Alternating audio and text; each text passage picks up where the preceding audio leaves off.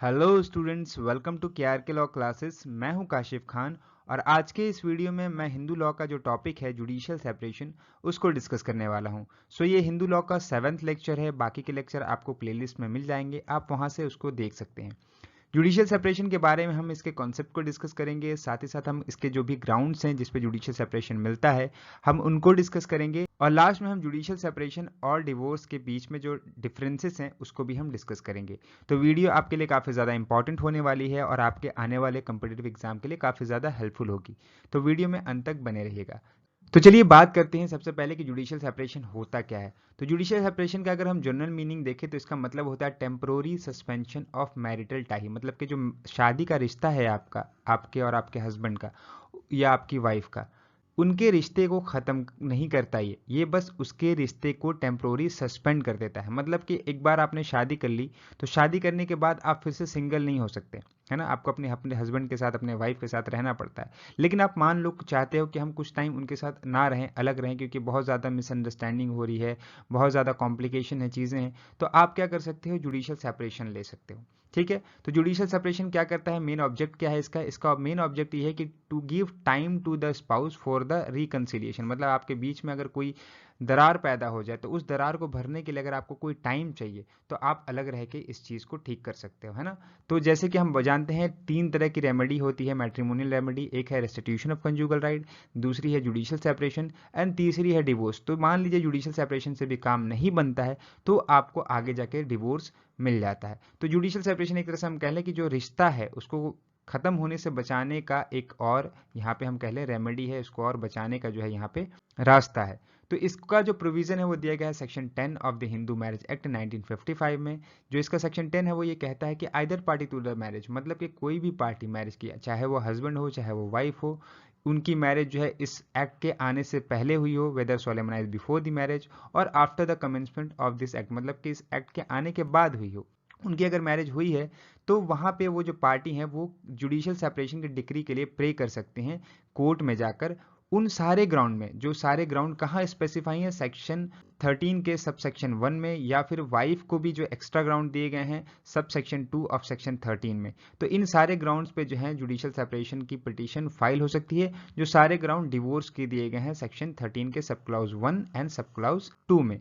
तो यहाँ पे जब जुडिशियल सेपरेशन की डिक्री के लिए केस फाइल किया जाएगा तो कोर्ट यहाँ पे जुडिशियल सेपरेशन की डिक्री पास कर देगी, और जब जुडिशियल सेपरेशन की डिक्री पास हो जाएगी तो उसके बाद पार्टी के ऊपर कोई भी ऑब्लिगेशन नहीं होगा कि वो जो है दूसरी पार्टी, मतलब जिसके अगेंस्ट जुडिशियल सेपरेशन का डिक्री पास हुई है, उनके साथ कोहेबिट करे, मतलब कि उसके साथ कोई भी सेक्सुअल इंटरकोर्स का रिलेशन रखे। लेकिन यहाँ पे एक और बात भी कही गई है कि कोई भी जो पार्टी है, मतलब आइदर पार्टी, उसमें से बाद में जब ये डिक्री पास हो जाती है तो उसके बाद जो है कोर्ट में पिटीशन फाइल कर सकती है एप्लीकेशन के थ्रू। और अगर कोर्ट को ये सेटिस्फाई करती है कि जो चीज़ें हैं उनके बीच में वो सारी चीज़ें ठीक हो गई हैं, और ये जो है कोर्ट भी अगर उसको लगेगा कि हाँ ये जो एप्लीकेशन है वो जस्ट एंड रिजनेबल है, तो वहाँ पे कोर्ट क्या कर सकती है कि उनके बीच की जो डिक्री ऑफ जुडिशियल सेपरेशन है उसको रिसाइन कर सकती है, मतलब कि उसको कैंसिल कर सकती है।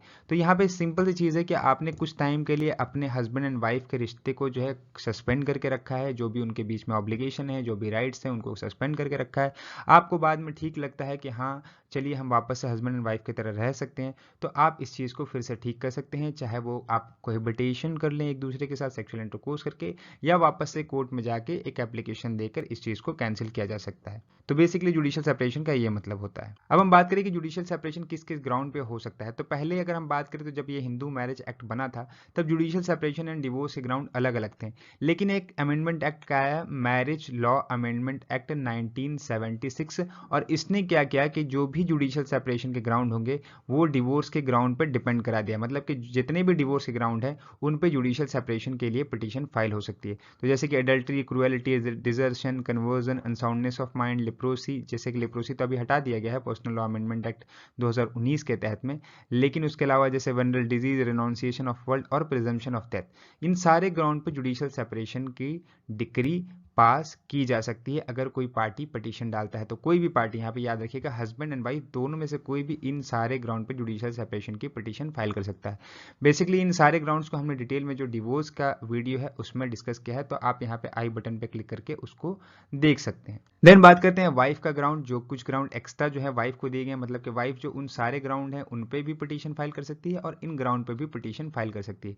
तो बाईगैमी, मतलब हस्बैंड ने दोबारा से कोई शादी कर ली तो फाइल कर सकती है। हस्बैंड को अगर रेप, सोडोमी और बिस्टैलिटी के जैसे ऑफेंस के लिए अगर गिल्टी पाया गया है तो फाइल कर सकती है। अगर उनके और हस्बैंड के बीच में कोई भी कोहेबिटेशन नहीं हुआ है, मतलब कि कोई भी सेक्सुअल इंटरकोर्स नहीं हुआ है, आफ्टर ऑर्डर ऑफ मेंटेनेंस, मतलब कि वाइफ के फेवर में मेंटेनेंस का ऑर्डर पास किया गया था section 18 of Hindu adoption and maintenance act 1956 में, या फिर अंडर सेक्शन 125 ऑफ सीआरपीसी में, तो उस केस में भी अगर इन दोनों के बीच में कोहेबिटेशन नहीं होता है, कितने टाइम के लिए? 1 साल के लिए, है ना। आफ्टर ऑर्डर 1 साल के लिए कोई भी कोहेबिटेशन नहीं होता है उनके बीच में, तो यहाँ पर क्या है, जुडिशियल सेपरेशन के लिए फाइल किया जा सकता है।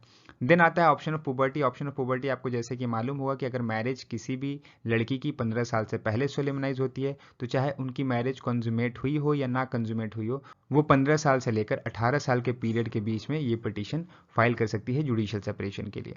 तो चलिए अब बात करते हैं कि डिग्री ऑफ जुडिशियल सेपरेशन का इफेक्ट क्या होगा, मतलब कि अगर कोर्ट जो है डिग्री पास कर देता है जुडिशियल सेपरेशन का, तो उसके क्या इफेक्ट होंगे। पहला इफेक्ट ये होगा कि मैरिज डिसॉल्व नहीं होगी, मतलब मैरिज का जो रिश्ता है, हस्बैंड एंड वाइफ का जो रिश्ता है वो खत्म नहीं होगा, लेकिन मैरिज के जो राइट्स एंड ऑब्लिगेशन है वो खत्म हो जाएंगे, जिसमें से लेकिन सारे नहीं खत्म होंगे, कुछ कुछ रहते हैं, जैसे कि अभी हम आगे डिस्कस करेंगे। दूसरा है कि neither party are free to remarriage, मतलब वो दोनों हस्बैंड एंड वाइफ ऑब्वियसली अभी हैं, उनके बीच का मैरिज का रिश्ता नहीं खत्म हुआ है, तो वो किसी और पर्सन से शादी नहीं कर सकते हैं दोबारा।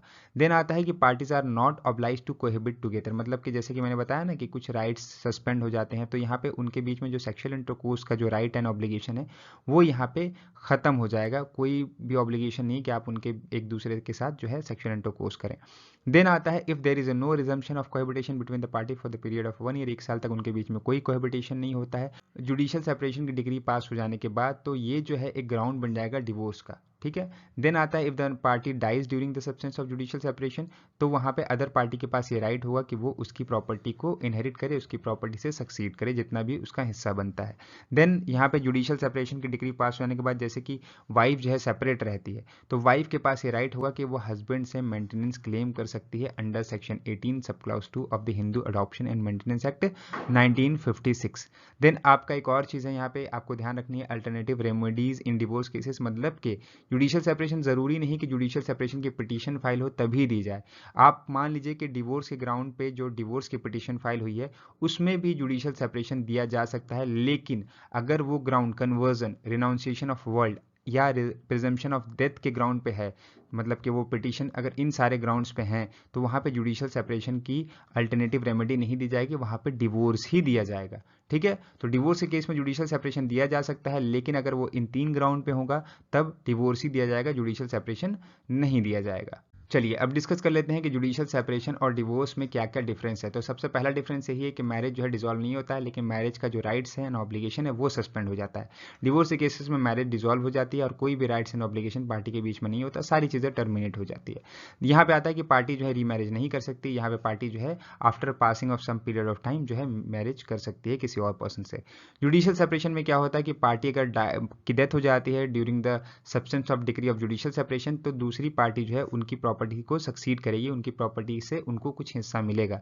लेकिन डिवोर्स के केस में ऐसा नहीं होता, कोई भी हिस्सा कोई भी प्रॉपर्टी से नहीं मिलेगा अगर डिग्री ऑफ डिवोर्स के पास हो जाने के बाद उसकी डेथ हो जाती है। तो देन यहाँ पे आता है if the party cohabit with each other that degree of judicial separation cease to exist, party के बीच में अगर सेक्सुअल इंटरकोर्स हो जाता है, कोहेबिटेशन हो जाता है, तो यहाँ पर डिग्री ऑफ जुडिशियल सेपरेशन खत्म हो जाएगी। यहाँ पे ऐसा कुछ नहीं होता, एक बार डिग्री ऑफ डिवोर्स पास हो गई तो कोई भी सेक्सुअल इंटरकोर्स उस डिग्री को खत्म नहीं कर सकता।